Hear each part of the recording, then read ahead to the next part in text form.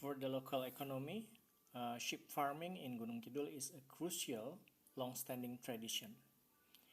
As al-Adha approaches, the focus on farming intensifies.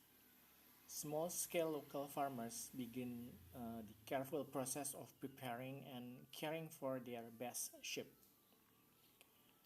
They provide special feed to ensure the animals are in prime condition. The animals should be in prime conditions for the sacrifice ritual. This period is more than just the annual business peak for farmers. It's a key part of a religion tradition that reinforces the region's social bonds and cultural heritage. For the local economy, sheep farming.